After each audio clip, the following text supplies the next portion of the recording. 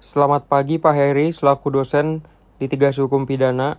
Dalam kesempatan kali ini, kelompok kami akan mempresentasikan mini skripsi yang kami buat dengan judul Penerapan Alat Bukti Petunjuk oleh Hakim dalam Menjatuhkan Putusan Perkara Pidana Pembunuhan.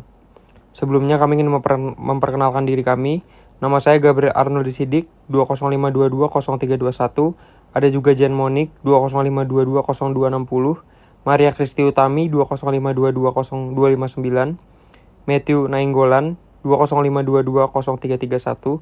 Dan juga Clara Agustin Pradinata. Kita mulai dari latar belakang. Jadi dalam sistem hukum pidana Indonesia, pembuktian di pengadilan memiliki peran penting untuk menentukan apakah seseorang terdakwa bersalah atau tidak. Keputusan hakim bergantung pada bukti yang sah dan objektif yang diperiksa di persidangan. Jika pembuktian menunjukkan terdakwa bersalah, maka ia dijatuhi hukuman. Sebaliknya, jika tidak cukup bukti, terdakwa akan dibebaskan. Selanjutnya adalah pendahuluan. Menurut Kitab Undang-Undang Hukum Acara Pidana atau KUHAP, pasal 184 ayat 1 menyebutkan ada 5 jenis alat bukti yang sah dalam perkara pidana. Yang pertama keterangan saksi, yang kedua keterangan ahli, yang ketiga ada surat, yang keempat petunjuk, dan yang kelima dan terakhir ada keterangan terdakwa. Dalam sistem pembuktian pidana Indonesia, hakim membutuhkan minimal 2 alat bukti yang sah untuk membuktikan kesalahan terdakwa. Dalam kasus yang minim bukti langsung seperti pembunuhan, dalam praktiknya, hakim harus memastikan bahwa keyakinan yang terbentuk didasarkan pada bukti yang cukup dan objektif. Selanjutnya saya akan membahas rumusan masalah yang kelompok kami angkat. Yang pertama, ada bagaimana konsep mengenai alat bukti dalam hukum pidana di Indonesia. Yang kedua, bagaimanakah penerapan alat bukti petunjuk oleh hakim dalam menjatuhkan putusan tindak pidana pembunuhan pada perkara nomor 77/PIT-B/2024/PN Malang. Dan yang ketiga, apa sajakah kendala yang dijumpai dalam penerapan alat bukti petunjuk oleh hakim dalam menjatuhkan putusan tindak pidana pembunuhan pada perkara nomor 77/PIT-B/2024/PN.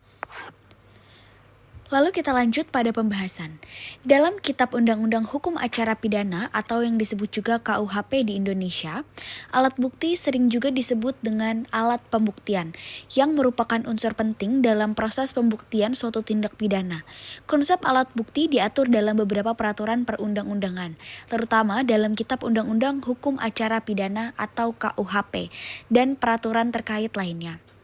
Dasar hukum alat bukti menurut pasal 184 ayat 1 KUHP, alat bukti yang sah dalam hukum secara pidana adalah yang pertama keterangan saksi, lalu yang kedua keterangan ahli, yang ketiga surat, yang keempat petunjuk, dan yang kelima adalah keterangan terdakwa.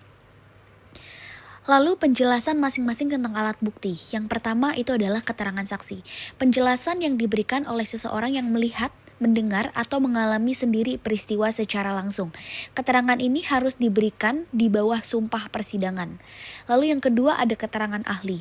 Pendapat atau keterangan ahli yang diberikan oleh orang yang memiliki keahlian khusus terkait aspek tertentu dari perkara pidana yang sedang diperiksa.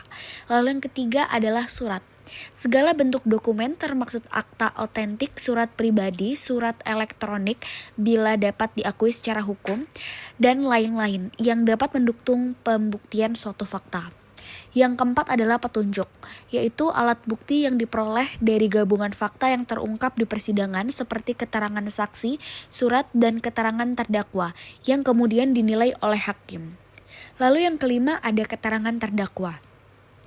Pernyataan terdakwa mengenai pembuatan yang dilakukan diketahui baik yang menguntungkan maupun yang merugikan dirinya. Lalu ada prinsip pembuktian. Dalam hukum acara Indonesia berlaku sistem pembuktian. Menurut undang-undang secara negatif artinya, hakim hanya dapat menjatuhkan putusan apabila minimal 2 alat bukti yang sah, sebagaimana berada di pasal 183 KUHP, telah terpenuhi. Dan hakim meyakini bahwa suatu tindak pidana benar-benar terjadi dan dilakukan oleh terdakwa. Lalu adanya pembahasan mengenai alat bukti dan juga barang bukti. Perlu dibedakan antara alat bukti dan juga barang bukti. Yang pertama, alat bukti adalah dasar hukum yang digunakan untuk membuktikan suatu fakta dalam persidangan, seperti keterangan saksi, surat, dan lain-lain. Lalu, barang bukti adalah benda atau barang yang berkaitan langsung dengan tindak pidana, misalnya senjata tajam, uang hasil korupsi, narkotika, dan juga lain-lain. Barang bukti ini bisa menjadi bagian dari alat bukti, terutama sebagai petunjuk atau surat jika diperoleh dan dihadirkan dengan prosedur yang sah. Lalu, untuk pembahasan kedua,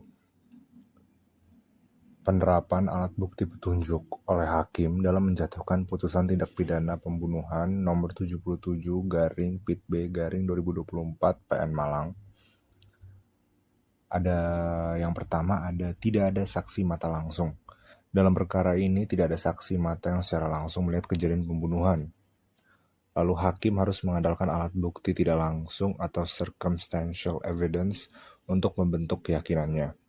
Lalu yang kedua, hakim menggunakan alat bukti petunjuk sebagai dasar penting. Alat bukti petunjuk dipakai karena bukti lain tidak cukup membentuk keyakinan penuh. Sesuai pasal 188 KUHP, petunjuk diperoleh dari keterangan saksi, surat atau dokumen, dan keterangan terdakwa. Lalu yang ketiga, rangkaian bukti yang membangun petunjuk. Hakim menggabungkan berbagai alat bukti. Ada rekaman CCTV yang menunjukkan keberadaan terdakwa di sekitar lokasi TKP, lalu hasil visum et repertum yang menjelaskan luka korban dan senjata tajam yang digunakan, lalu keterangan saksi tidak langsung seperti tetangga yang melihat terdakwa datang atau pergi dari lokasi, lalu ada perubahan keterangan terdakwa yang tidak konsisten selama persidangan yang menimbulkan kecurigaan. Lalu yang keempat, pola petunjuk yang konsisten. Fakta-fakta tersebut membentuk kesesuaian logis menunjukkan terdakwa berada di TKP saat kejadian, pakaian terdakwa terdapat bercak darah korban, dan terdakwa menunjukkan sikap mencurigakan setelah kejadian. Lalu yang kelima, dasar hukum dan prinsip pembuktian. Hakim tetap mengikuti prinsip minimal 2 alat bukti yang sah pasal 183 KUHP dan keyakinan hakim berdasarkan logika dan hati nurani. Sistem pembuktian menggunakan sistem negatif Wettelich Bewich Stelsel yang menggabungkan bukti sah dengan keyakinan hakim. Dan yang terakhir, peran petunjuk dalam membentuk keyakinan hakim. Petunjuk dianggap cukup kuat untuk mengarahkan keyakinan bahwa terdakwa adalah pelaku. Dan untuk pembahasan rumusan masalah kami yang terakhir, yaitu kendala yang dijumpai dalam penerapan alat bukti petunjuk oleh hakim dalam menjatuhkan putusan tindak pidana pembunuhan perkara nomor 77-PIT-B-2024-PN Malang. Yang pertama, ketiadaan saksi mata. Kendala paling nyata adalah tidak adanya saksi mata yang melihat langsung peristiwa pembunuhan. Hakim tidak bisa membandingkan keterangan langsung dengan alat bukti lain untuk menguatkan kesimpulan. Yang kedua, keterbatasan bukti langsung. Bukti utama hanya berasal dari CCTV, visum, dan keterangan saksi tidak langsung. Hal ini menyulitkan pembuktian yang bersifat langsung atau objektif secara kuat. Yang ketiga, resiko multitafsir petunjuk. Petunjuk bukan bukti langsung, sehingga bisa memiliki beragam interpretasi. Kesalahan dalam menafsirkan satu petunjuk bisa menyesatkan arah pembuktian dan berdampak pada keadilan putusan. Yang keempat, kompleksitas penilaian hakim. Hakim harus menyatukan berbagai bukti tidak langsung menjadi satu rangkaian logis. Proses ini membutuhkan kehati-hatian ekstrim karena harus menghindari kesimpulan yang subjektif atau tidak berdasar kuat. Yang kelima, ancaman ketidakadilan jika penilaian kurang teliti. Petunjuk yang samar bisa membuat terdakwa dihukum tanpa kepastian mutlak. Oleh karena itu, penilaian setiap fakta harus objektif, transparan, dan konsisten dengan prinsip peradilan pidana. Dan yang terakhir, yang keenam, tuntutan hati-hati dan patuh hukum. Hakim wajib mematuhi prinsip praduga tak bersalah, 2 alat bukti yang sah minimal, terdapat dalam pasal 183 KUHP, keyakinan berdasar analisis menyeluruh. Masuk pada studi kasus. Penelitian ini dilaksanakan di wilayah yurisdiksi Pengadilan Negeri Malang dan berfokus pada analisis yuridis terhadap penetapan alat bukti petunjuk dalam perkara pidana pembunuhan, khususnya dalam proses pertimbangan hakim dalam menjatuhkan putusan. Studi ini secara khusus menggunakan putusan nomor 77-PIT-2024-PN Malang sebagai objek penelitiannya, yakni perkara pidana atas nama terdakwa Sutomo yang telah diputus oleh majelis hakim Putusan tersebut dipilih karena di dalamnya terdapat penggunaan alat bukti petunjuk sebagai salah satu dasar pertimbangan dalam membentuk, meyakinkan hakim terhadap kesalahan terdakwa. Dalam perkara pembunuhan yang dilakukan oleh terdakwa Sutomo, terdapat alat bukti berupa keterangan saksi, keterangan terdakwa, hasil visum, serta bukti barang fisik. Majelis hakim juga mempertimbangkan keberadaan alat bukti petunjuk, yaitu berupa keadaan atau peristiwa yang relevan yang dapat menimbulkan dugaan terhadap terdakwa. Petunjuk tersebut diperoleh dari keterangan para saksi, pengakuan terdakwa, serta kondisi TKP dan barang bukti serta paving block yang digunakan terdakwa untuk menganiaya korban hingga meninggal. Identitas terdakwa yang bernama Sutomo bertempat tanggal lahir Malang 1 Oktober 1952, berjenis kelamin laki-laki, kebangsaan Indonesia, dengan alamat Dusun Sono Tengah RT 065 RW 013 Kelurahan Kebon Agung Kabupaten Malang, beragama Islam dan bekerja karyawan swasta. Kronologi perkaranya yaitu perkara bermula dari perselisihan antara Sutomo dan korban yaitu Madi yang berkaitan dengan penjualan handphone rusak seharga Rp200.000. Permintaan korban untuk mengembalikan uang ditolak sehingga terjadilah pertengkaran. Pada 27 November 2023, sekitar pukul jam 2 waktu Indonesia Barat, pertengkaran memuncak di depan ruko Yamaha di Jalan Satsuo Tubun Malang. Terdakwa memukul korban dengan memotong paving block secara bertubi-tubi di kepala dan dada, menyebabkan kematian korban di tempat kejadian. Setelah kejadian, terdakwa mencuci pakaian dan membersihkan alat bukti yaitu paving block, serta mengambil barang milik korban berupa uang Rp15.000 dan juga 2 batang rokok. Untuk alat bukti yang diperoleh, yaitu adanya keterangan saksi dari warga sekitar dan juga saksi di lokasi, adanya keterangan terdakwa yaitu pengakuan jujur tanpa paksaan, serta ada surat hasil visum yang dikeluarkan dari RSUD Dr. Saiful Anwar Malang, petunjuk yang termasuk tindak pembersihan alat bukti dari pakaian serta pengambilan barang milik korban, dan juga keterangan ahli yaitu dokter forensik yang melakukan visum. Untuk hasil visumnya sendiri yaitu terdapat luka memar dan robek pada kepala korban, patah tulang tengkorak, serta pendarahan intrafranikal, serta penyebab kematian yaitu trauma benda tumpul di kepala yang menimbulkan kerusakan fatal pada sistem syaraf pusat.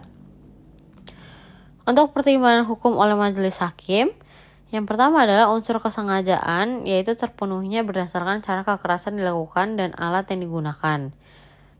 Selanjutnya adanya tidak ditemukan unsur perencanaan, yaitu tidak terpenuhi syarat pasal 340 KUHP yaitu pembunuhan berencana.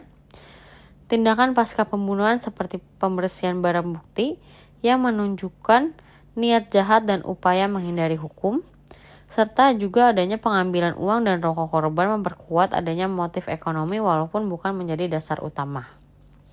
Untuk dasar hukumnya di sini, kita ada pasal 338 KUHP yaitu barang siapa dengan sengaja merampas nyawa orang lain diancam karena pembunuhan dengan pidana penjara paling lama 15 tahun.